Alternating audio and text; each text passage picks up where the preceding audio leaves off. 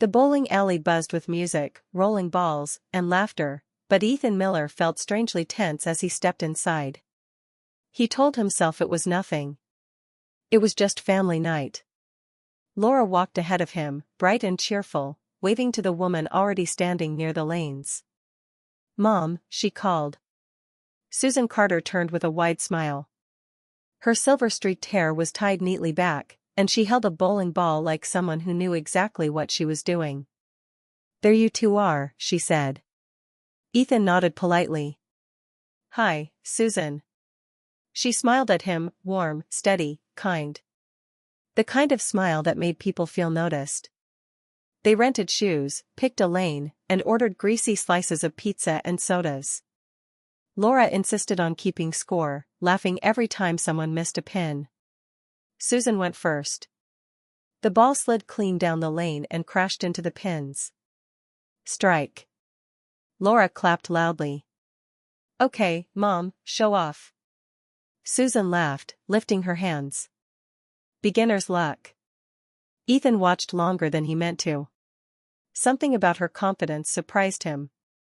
She wasn't trying to impress anyone. She was simply enjoying herself. When it was Ethan's turn, he rolled a weak shot.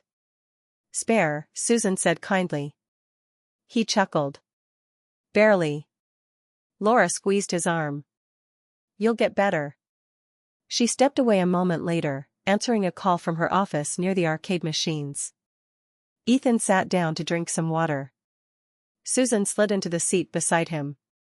"Work again?" she asked. "Always," he said. "She can't escape it." Susan nodded. "She's always been driven. Even as a kid." They watched the pins reset. "She takes after you," Ethan added without thinking. Susan glanced at him. "You think so?" "Yeah. Strong. Focused." Her smile changed, softer now. "Thank you," she said. The music from another lane swelled, and someone cheered loudly. For a second, it felt like the rest of the building faded away. Susan picked at the edge of a napkin. "I don't get nights like this much anymore," she admitted. "Just relaxing. Laughing." Ethan tilted his head. "Why not?" She shrugged. "Life gets quiet when your kid grows up." The words landed heavier than he expected. "I guess," he said. "But, it's nice having you around." Susan looked at him, surprised. "Really?" "Yeah," he said quickly. "Laura seems happier too." Her eyes lingered on his face a moment too long before she glanced back at the lane. Laura returned, cheerful as ever. "Okay, I'm back." "Who's winning?" Susan stood. "I am." "Obviously." Ethan laughed, but his chest felt strange, tight, restless. As Susan walked toward the lane, she glanced over her shoulder. Their eyes met. Just for a second. Long enough for something unspoken to pass between them. Neither smiled. Neither looked away right away. And when Laura called out, "Mom, you're up," Susan finally turned back to the lane. Ethan stayed seated, staring at the floor. He didn't understand why his heart was beating faster. But somewhere inside him, he knew. That bowling night was not going to stay simple for long. The next morning, the house was quiet.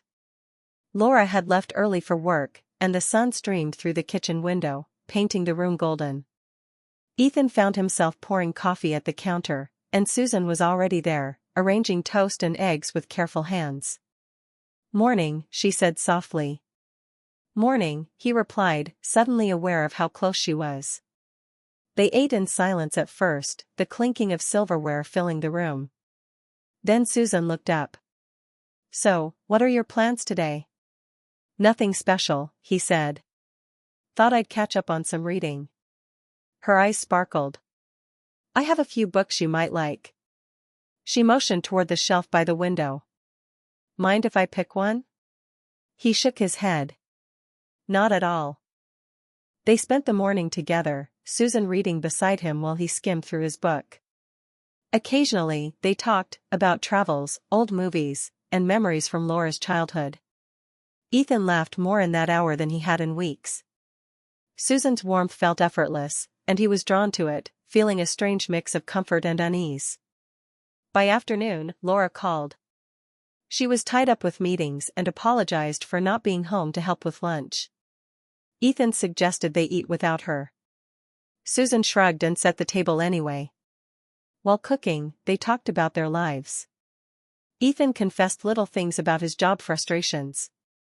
Susan shared stories of her youth, the challenges she had faced raising a daughter alone at times. Her honesty was refreshing.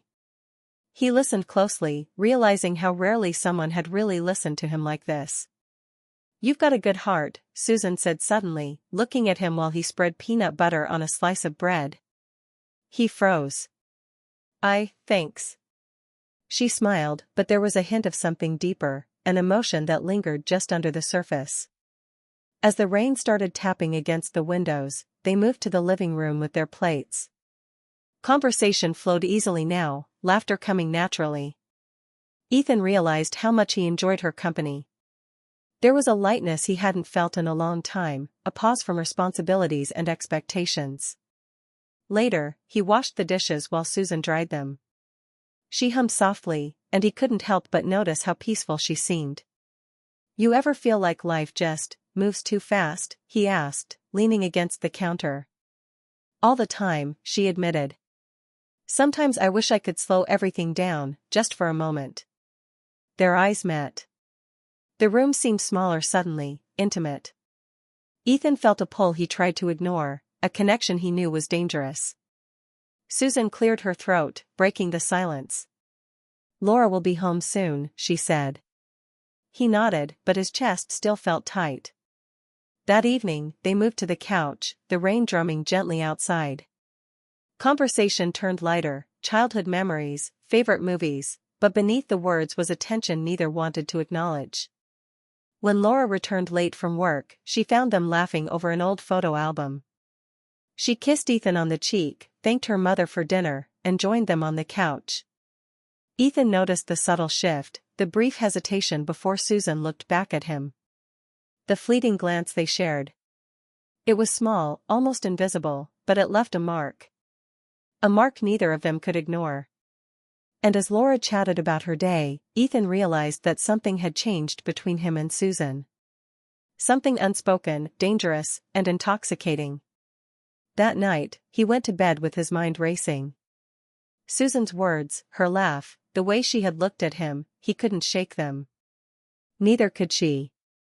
And just like that, a quiet storm had begun, under the roof of a home that should have felt safe.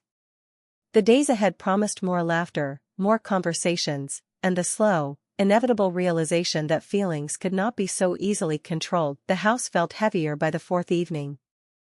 Laura was buried in her work again, phone buzzing constantly, leaving Ethan and Susan alone for long stretches. The quiet was different now, charged, almost electric. Ethan found himself in the living room, staring at the rain streaking the windows, when Susan came down with a blanket. "You can take this," she said softly, draping it over the back of the sofa. "Thanks," he murmured, his heart beating faster than it should. They sat together, pretending to read, but the silence said more than words ever could. Each glance, each brush of hands over a book or plate felt heavier than normal, pulling them closer without either daring to act. "I never get evenings like this," Susan admitted suddenly, her voice low. "Just quiet. No one asking, no one needing, just peace." Ethan nodded. "I know what you mean. Life gets noisy, and you barely notice until it stops for a moment." Their eyes met. Longer this time. A subtle tension thrummed between them, something both felt but neither named. Ethan's chest tightened, a mix of guilt and longing twisting inside him. "I've been feeling lost," he said before he could stop himself. His words sounded louder than he expected in the quiet room. Susan turned to him, startled. "Lost?" "Yes," he admitted, running a hand over his face. "Not with Laura, she's wonderful, but sometimes. I don't know. I feel disconnected." I feel like I'm drifting. Her expression softened. I felt that too, she whispered. Even when life seems perfect, there's a part of us that wonders if we're enough, if the love around us is enough. Ethan swallowed hard. He wanted to reach out, to say something that could never be taken back, but he didn't. Instead, he nodded, overwhelmed by the honesty between them. They moved to the kitchen later, the rain tapping rhythmically against the roof. Susan poured him a glass of water, her fingers brushing his ever so slightly. He flinched inwardly. I shouldn't feel this way, he said quietly. Neither should I, she replied. They froze, realizing what they meant. Not in action, but in thought. The unspoken emotions loomed like shadows over the room. Both knew the danger. Both wanted to ignore it. And yet, the feelings were there, undeniable. Hours later, Ethan walked toward the kitchen in the dead of night, needing water. Susan appeared as well, and they met near the fridge. Couldn't sleep? She asked. Not really, he admitted, voice low. They stood there in silence, the hum of the fridge filling the room. Ethan felt a pull he couldn't control. Susan's gaze was soft, understanding, and he realized how desperately he wanted someone to see him, not just for who he was, but for the parts he hid. I hate myself, he said, almost in a whisper. For thinking like this. Susan's throat tightened. You're human. Feeling something doesn't make you a bad person. The air was thick. Dangerous. Intimate. And they both knew a line had already been crossed, not in deeds, but in feeling. I should go, Susan said finally, stepping back. Ethan nodded, guilt and longing warring inside him. They parted silently, each carrying the weight of what had just passed. Words had been said, confessions of emotion, confessions of temptation. And neither could ignore them. By the time Laura returned the next day, the house seemed unchanged, but everything had shifted. The quiet storm between Ethan and Susan was no longer subtle. It was real. And neither of them knew how long they could resist it. The next morning, breakfast was tense. Laura moved around the kitchen, humming a tune, oblivious to the storm simmering between Ethan and Susan. But Ethan noticed every glance, every small pause in her speech, every time Susan's eyes lingered on him. Laura placed her coffee cup on the table. You two are quiet this morning. Everything okay? Yeah, Ethan said too quickly. Just tired, Susan added, a little too sharply. Laura tilted her head, sensing something was off, but decided not to push it. She left for work, leaving Ethan and Susan alone. The silence returned, heavier than before. Ethan paced the living room, replaying last night over and over in his mind. Susan was sitting in the armchair, quietly reading, but he could feel her watching him, understanding him without words. Finally, he spoke. I think I've been unfair emotionally. I haven't been fully present with Laura. Not in a bad way, but, my thoughts, his voice trailed off. Susan nodded, knowing exactly what he meant. Sometimes our minds wander to the wrong places. That doesn't mean we act on it. But it feels real. Ethan's chest tightened. It does. And I hate myself for thinking this way about you. It's wrong. Feelings aren't wrong, Susan said gently. It's what you do with them that matters. They stood in silence, both aware of the boundary they could not cross. The truth between them was heavy, painful, yet strangely relieving. Later that evening, Laura returned early. She noticed immediately the quiet, the careful movements of both her husband and her mother. Something had shifted. Is something going on? She asked, her voice calm but cautious. Nothing, Ethan said, avoiding her eyes. Susan's hands fidgeted with the edge of a napkin. We're fine. Just tired, I guess. Laura studied them, a knowing look flickering across her face. She didn't press further. Instead, she sat down, sharing a smile and a story about her day. But Ethan couldn't shake the weight of last night. That night, Ethan lay awake beside Laura. His mind was a storm of guilt, longing, and confusion. Susan's words, her presence, the way she had looked at him, all haunted him. Morning came. Susan was quiet, packing her suitcase. "I think I should head home early," she said, hugging Laura tightly. "You take care of him. He needs you."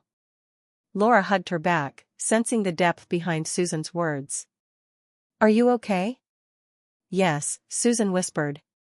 "I just need distance." Ethan watched silently, guilt pressing down on him. He wanted to say more, to explain, but Susan shook her head gently. "This is the right choice." At the airport, she walked away without looking back, leaving Ethan and Laura to return home. The house felt different, yet familiar. The tension had dissolved, replaced by clarity. Ethan held Laura close. "I promise. I'll be present. Fully." Laura nodded, relief and love in her eyes. "That's all I need." The bowling night, the rain-soaked evenings, the stolen glances, they had all tested boundaries, revealed hearts, and shaken trust. But in the end, love had stayed intact. It was a quiet lesson, even when temptation stirs, honesty, distance, and care can save what truly matters. And as Ethan and Laura began to rebuild their closeness, the memory of Susan's visit lingered, a reminder of human emotion, desire, and the fragility of the heart, without anyone losing what they held dear.